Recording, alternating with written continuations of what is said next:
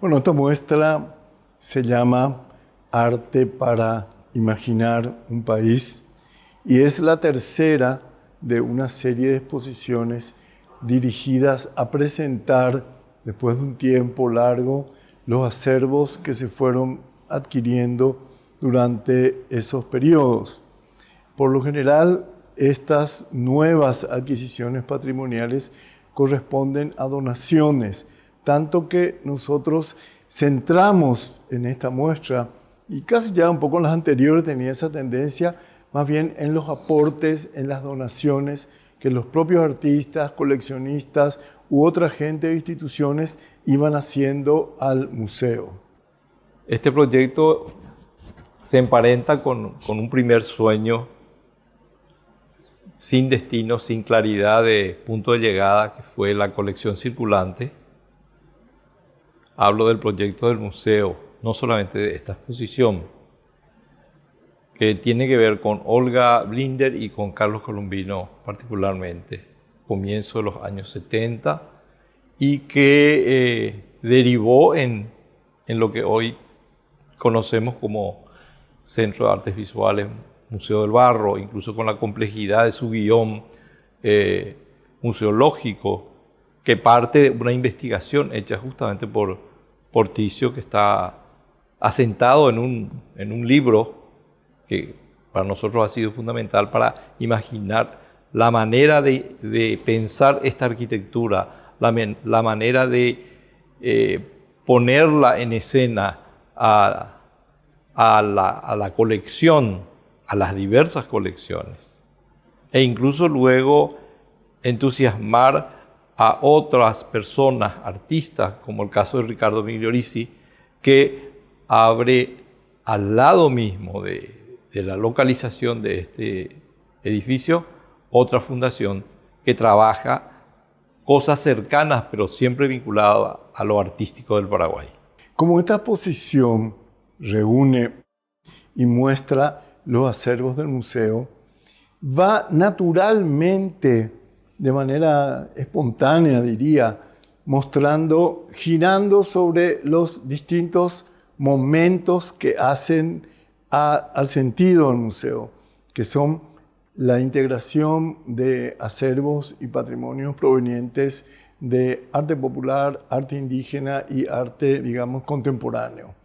Entonces, no es que nosotros digamos, bueno, vamos a tener un cupo para tal de arte indígena o un cupo para tal, sino que naturalmente ya casi diría yo, por instinto de pensar el museo y pensar expográficamente cómo ubicar las obras, se van como tomando obras que representan como lo que quiere, la narrativa que quiere contar este museo, que es la diversidad artística y cultural del Paraguay, una diversidad no desvinculada de los contextos sociales, culturales, políticos en los cuales se vive este país, sino en distintos sentidos conectados con ellos, nutridos de ese mundo de afuera mismo del museo, y por eso con participación constante de los distintos colectivos, de los distintos sujetos, de los distintos artistas que participan. Esto es un museo vivo en ese sentido, está así siempre movilizado por los artistas, por los creadores, por los coleccionistas. Es un lugar de diálogo, de debate, y sería imposible hacer todo esto si no fuera con la presencia continua de muchos sujetos creadores. De hecho, la disposición expográfica, la manera en que los convocados están presentes en la muestra, da cuenta un poco de eso que Ticio expuso y que de alguna manera está hablando del guión museológico que pensó en la diversidad, en la pluralidad, en la historia y su vínculo con lo actual, con lo que se vive en este país. Podemos encontrar piezas que provienen de las misiones jesuíticas vinculadas, compartiendo espacio con piezas arqueológicas de la cultura guaraní, por citar algo, una dupla. Podemos encontrar piezas religiosas con piezas tecnológicas. Entonces, la disposición espacial, la puesta en escena, de alguna manera también está hablando en la misma clave que el museo tiene como fin para poder poner su discurso a la comprensión y al disfrute de la gente. Es interesante pensar, cuando se piensa en una exposición, cuando se piensa en obras, que la obra de arte siempre tiene una vocación como indócil, así un poco peleona, ¿no? La obra, de su creación, a veces el artista pretende hacer algo y no le sale exactamente según lo que pensaba, eso dijimos al comienzo, sino que se desvía un poco del propósito. Y así también las distintas obras y las curadurías pueden comenzar orientándose a un sentido, e incluso hablamos nosotros de que el espacio es muy familiar, pero a veces en la propia casa las obras te piden que le muevas distinto, se vuelve un poco extraño el espacio cada vez. Se desfamiliariza y se refamiliariza de nuevo en cada puesta en obra, porque las obras siempre están como fuera de sí mismas un poco, saliendo de ellas mismas, no solamente en el sentido sociopolítico amplio de que las obras siempre aspiran, buscan un aire de afuera, no quieren quedar encerradas en una cápsula, sino que dentro de ese mismo espacio, como van contestando, ¿verdad? Como diciendo, bueno, yo estoy mejor acá o estoy de allá, o no sale como uno pensaba. Por eso el trabajo entre curador, que es quien hace el concepto, tiene la idea de una exposición, y el expógrafo, que es el que dispone, que él inventa cada vez un espacio para que esas ideas puedan realizarse, vamos a decir así. No están muy divididos esos roles, sino que cada vez se conecta más, no solamente en la teoría del arte contemporáneo, que cada vez más integra curaduría y expografía, sino en nuestra práctica. Nosotros generalmente trabajamos y uno se mete en el trabajo del otro y hay como siempre un trabajo de a dos que se va haciendo con esa obra, que hay que domeñarlas un poco. La obra no son seres completamente quietos, sumisos, que se dejan poner solamente ahí. A veces no se hallan en un lugar, se pelean con su vecino, no les gusta el color de pared y hay que adaptarse porque siempre están más allá de ellas mismas, no coinciden con su marco. Siempre se desborda la obra. No, incluso concretamente en el inicio de la tarea de puesta en escena de esta exposición, bueno, yo les ponía a Ticio qué ideas yo tenía para trabajar. Esta sala, nuestra casa ya familiar, con tal tipo de gama de grises. Y él me paró un poquito y me dijo, bueno, yo creo que sería importante una presencia más apasionada. Y ahí la selección de la gama de los colores que se utilizaron tuvo una intromisión constructiva siempre de Ticio, que eligió, porque yo había pensado, cuando él me habló de avivar un poco esa gama de grises, de cenizas, de blancos, y eso le terminó, entendí yo así al menos, estamos abiertos a sugerencias, entendí yo así, como que se avivó alguna esquina, algún rincón del espacio a recorrer. Y eso yo creo que el arte contemporáneo es fundamentalmente arte de sitio específico, ¿verdad? Y es una instalación en ese sentido.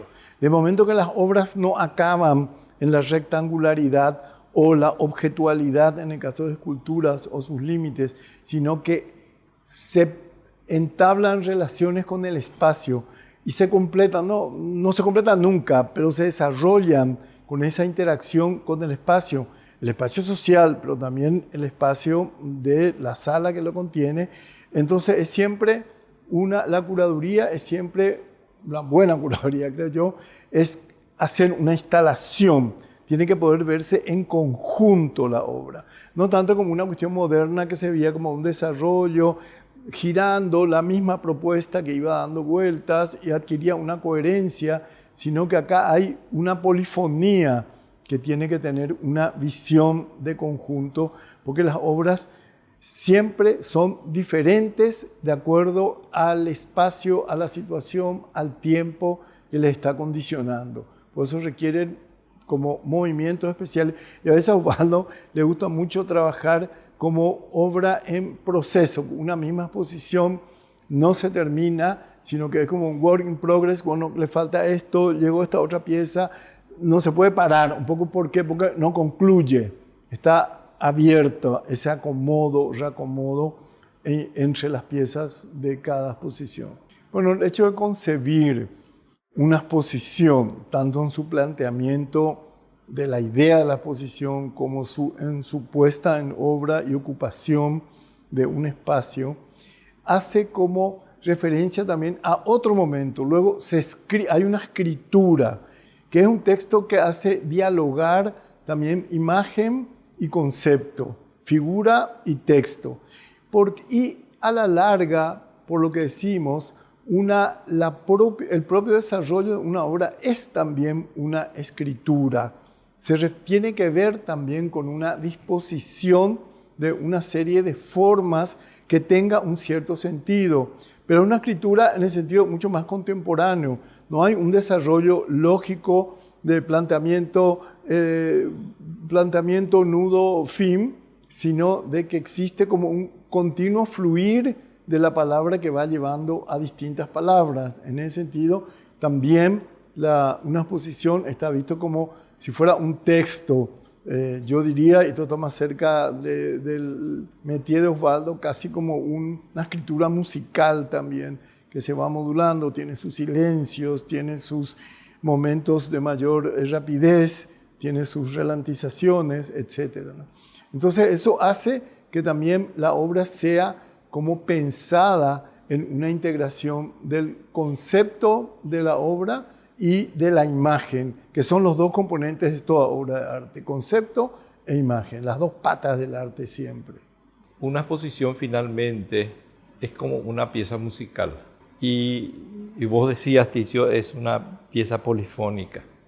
Yo le acercaría un poco más a lo que es una tipología desarrollada por el compositor Juan Sebastián Bach, que trabajó el contrapunto, y ese contrapunto que hace funcionar como si toda la exposición es una gran alfombra y que los muchos colores que conforman el tejido de esa gran alfombra hacen que todo funcione como una unidad o que apunte a funcionar.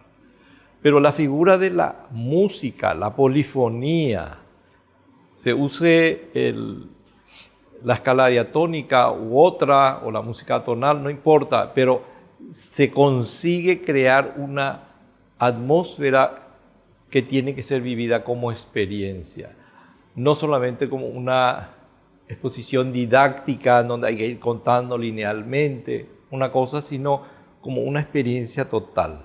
Por eso que la idea de que una expografía de arte es una pieza de instalación de arte. Y a veces los objetos que están presentes son fundamentalmente insumos para sumar, para levantar esa armonía que tiene la música.